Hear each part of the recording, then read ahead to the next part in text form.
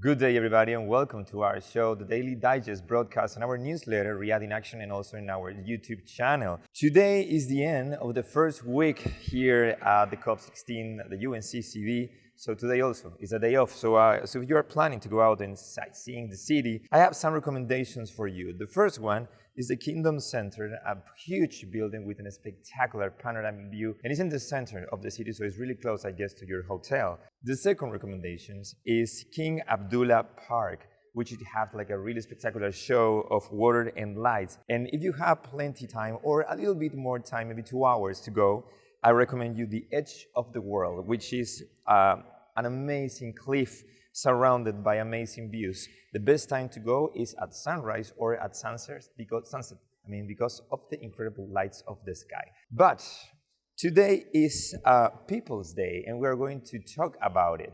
And it's really important to talk about this topic because we need to elevate the voices and perspectives of those on the front line on land degradation, indigenous peoples and local communities, women and youth, farmers, pastoralists and ranchers are key solution providers and hold valuable traditional and local knowledge. So that's why people are so important in this day. Yet they are often marginalized and bear at the heaviest burden of climate, nature and land release crisis. So what are the solutions? Well, let's talk about them. And we continue with our great conversation with great people. And today I'm with Violet Shibutse. She is the founder and coordinator of Shibuya Community Health Workers. So Violet, thank you very much for being with me today. Pleasure.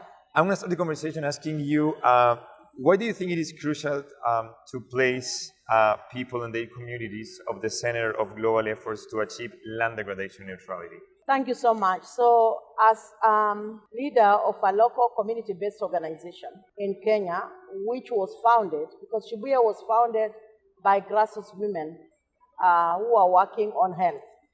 And as we work on health, food security is really at the center of care of the people's health and water, which all these come from land. So for us, this is a very important global platform, the COP, because the COP has a decision in its mandate to ensure that they are also addressing the issue of land tenure. And when we talk about land tenure, it really affects us as women because of the work we do as farmers, as caregivers, as people who are fetching water, which in rural communities, water is in the rivers and the rivers are on the land. So it's a very important meeting for us to be here, to hear how the discussions are happening. But also at the same time, we don't come to this meeting just to hear. We come to contribute to what is it that we have been contributing ourselves in the community to ensure that we are able to improve the soil for food production, because that is what soil restoration really means. The kind of activities we do, like agroforestry, activities that we do around composting, being able to really ensure that we are doing activities that continue to sustain the soil neutrality. That's why we are here, so that we can share and hear what policymakers are discussing and what they are committing to do. On what ways do you think People Day at COP16 can foster or can establish a more durable relationship into people and the land objectives, for example? Well, I was in a session yesterday that was launching the food transformation action, agri-food transformation action. I think this was a very important session because we had all those diverse actors. Like, this was a real multi-stakeholder discussion where you have governments, you have the food organizations from the Rome-based organizations, IFAD, FAO, World Food Program. You also have UN, United Nations. You have the World Bank. You also have governments that were all discussing on how they want to see the food transformation action, agri-food transformation action look like. And for me, I think this kind of discussion, because there were two women. One was a woman from the indigenous communities that was sharing her experience in what it has been for her to access land and what food transformation really, how food transformation should also focus on access to land for indigenous communities. I saw myself in her as she was speaking because the things she was saying are things we can relate with. And so I feel so good that this kind of discussion is happening. It is more interactive at that point where everyone is framing on what agri-food system transformation action would look like. So I think that is already a very important step, having it, declaring it as an action. So now what we want to see is implementation. It's all about action, and it's so important that you mentioned here in this interview, Violet. Thank you very much for being with us. Yeah. So we are here again in our interview, the Daily Digest, and I'm sitting right next to Anan Etirajalu. He's the project director of Cadbury Calling and Safe Soil Generative Agriculture Training, and he also has just an amazing story. So thank you very much for being with me, having this conversation. It's a pleasure to come and be here with you. So, Anan, in the last 25 years, you have empowered 250,000 farmers, which is the largest farmer-led ecological movement in the world. So, I would like to ask you to describe your project. Basically, it started 25, 30 years back when a couple of UN agencies came to India and they saw the agriculture land and the soils, and they told that they predicted that 60% of the agriculture land is going to be desertified. When we say deserts, it's not the desert where we can ride camels and have fun. It's the kind of desert where nothing grows other than thorny bushes and wild plants. It is not fit for producing food. So when we saw this, our founder Sadhguru traveled across the state, saw what is happening, and he found that the palm trees, which even survive in Arabian deserts, they are dying in the southern India. And vast tracts of land which were under rich cultivation are not cultivating anymore. River systems which were been flowing for millennia is not flowing for more than 5 to 6 months in a year, which means that crop productivity, which was happening like all 4 seasons in a year, is happening for only 1 or 2 seasons, which means the livelihoods of these communities have been cut by half or one-fourth in many instances, and this is resulting in massive migration of rural population to urban centers, and urban centers have not been prepared, where the city planning and execution of the municipality is able to accommodate, and because of these populations undergo several exploits, especially the women and the children. They go through a lot while they have to adjust through new realities of life when they do migrate. And Anand, well, your journey is nothing but remarkable, actually, because I have some information in here.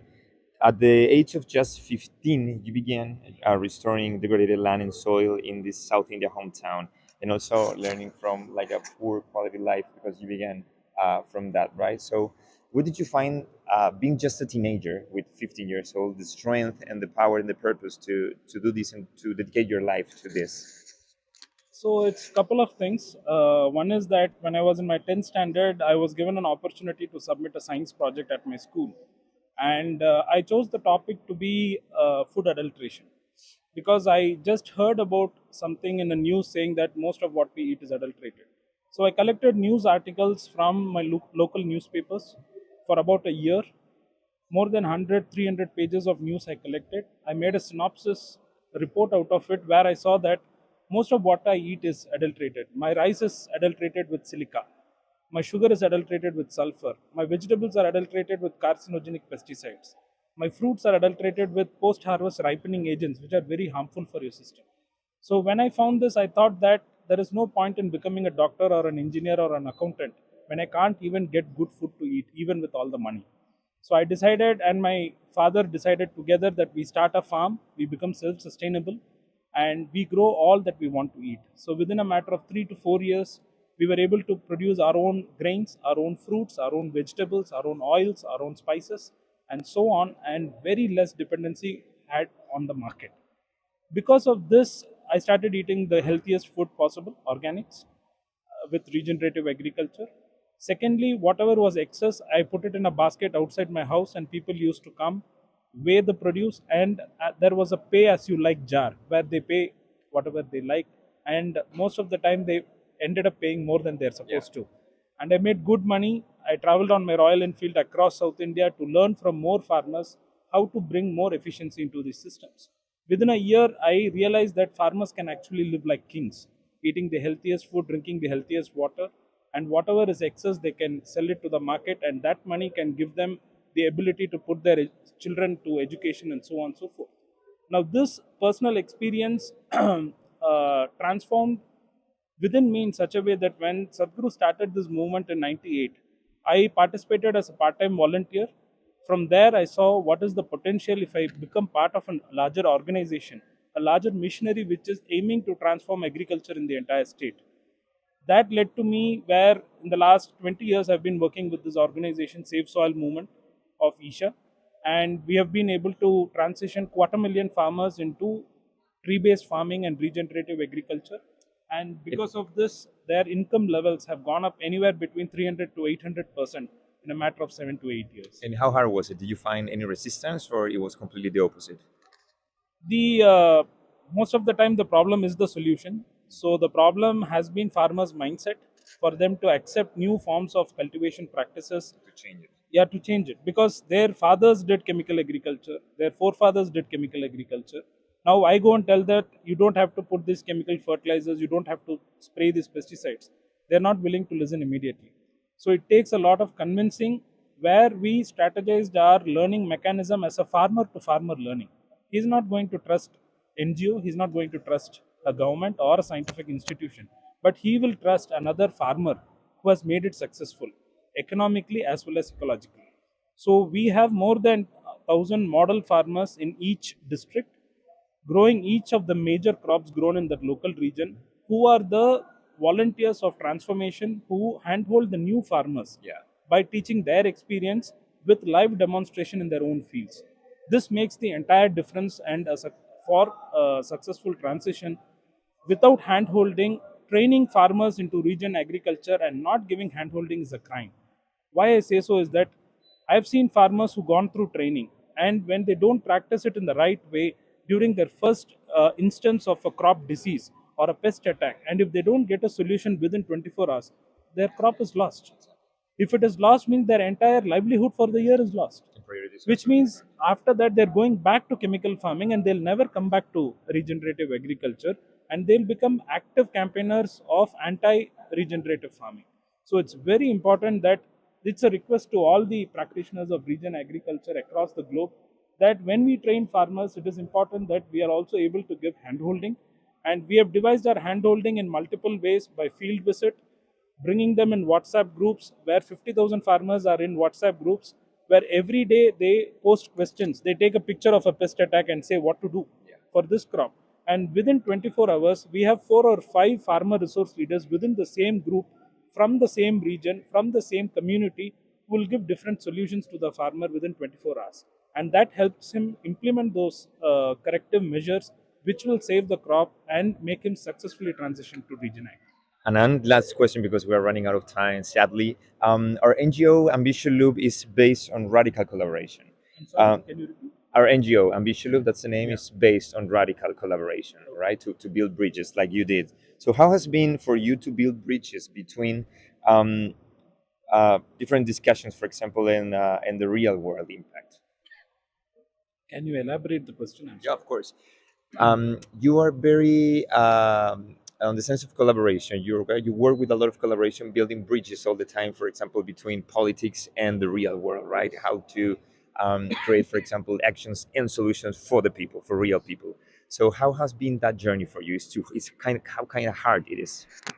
One thing is that the unfortunateness of the field in which we are working is that it's a long-term solution. Changing soil which has been degraded over 2 centuries, you cannot change it overnight. It needs a long-term policy action. Often the political leadership works from election period to election period, and their initiatives and objectives are with 4 or 5 year time period. To carry over the legacy of initiatives has been a very big challenge. So unless we create enough awareness with the common people, with the farmers who are the final beneficiaries, and create that ground pull saying that they want this solution from their leaders, that soil has to be saved, interventions which will support saving the soil has to be promoted, financed, incentivized, so on and so forth. Unless this happens, this is not going to be a success. Based on this, we launched the Safe Soil movement, which has been a huge global success in terms of global participation from people from all walks of life. And this is a very important element. We are working with several countries, ministries, and policymakers where we are jointly working as a group of practitioners advocating for policy changes to bring in the soil development arena. Cool. So we were having a conversation with Anan Eti Rajalu, project director of Cadbury Calling and Safe Soil Generative Agricultural Training, which is just an amazing story. So thank you very much for being with us here. Thank you so much. Okay, we continue with this daily digest, and we're about to have an amazing conversation. We're an amazing person. I'm here with Esther Penunia Banzuela. She's She's from Asian Farm Association for Sustainable Rural Development. So thank you very much for being with us, Esther. Thank you for inviting us here. It's a pleasure to us. Esther, for those don't know what the Asian Farmers Association for Sustainable Rural Development, could you please tell us what is your focus and pillars? Yes, AFA is a regional farmers organization. So we have members in 16 countries in Asia, 22 member organizations comprising 13 million small-scale women, men, and young farmers who we are engaged in crops, in livestock, in fisheries, forestry, herding, and pastoralism. Empowering family farming agriculture seems crucial. How do you think non-state actors could become more active in this goal? Yes, in this COP, actually this is our first time Yeah, to be in UNCCD COP. very exciting. Very exciting, no? Because we see the UNCCD as like an action CCDs to combat desertification. Yeah. And desertification is really a problem with family farmers. So in pasture lands, we see desertification of the pasture lands due to intensive livestock, for example. In some areas, our soils are very unhealthy because of past unsustainable practices, especially chemical intensive farming. So it is a very big issue in Asia. But because decades ago, we saw it already as a big issue, and we are providing solutions to this issue. And this solution is basically in the realm of agroecology. So agroecology is, which includes, for example, in our farms and in our forests, we do integrated, diversified organic farming, where, for example, in 1 hectare of rice land, you see not only rice, but you see ducks, you see vegetables, you see fruit trees, you see wood trees, because these are all important for the ecosystem of rice fields. Like the ducks will be a natural fertilizer because of their manure.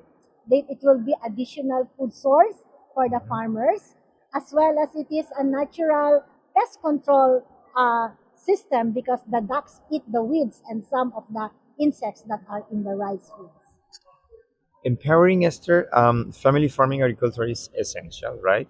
And earlier we were talking with some big companies. So I want to ask about the relationship with agriculture and the big companies. How do you think ASA and non-state actors, for example, could collaborate? ASAP, right? Yes, AFA. AFA. AFA. Mhm. Can collaborate to build bridges toward this goal, the goal you have. How do you think you can collaborate with the big actors, the non-state actors, to achieve the goals? Yes, first I think, we have to empower ourselves as family farmers. Huh? Family farming comprise about 80 to 90% of farmlands in the whole world. Okay? And in Asia, where I come from, 70% of farmers are family farmers, small scale. Imagine just working on 1 hectare or 2 hectares of land on the average. But we are the most neglected sector. We don't receive support services. We don't receive the kind of incentives that we want. We are at the mercy of big traders who dictate the prices of our products. So we need to empower ourselves first before we can maybe get some leverage with big companies. Yeah. Otherwise, the big companies can dictate to us. Yeah.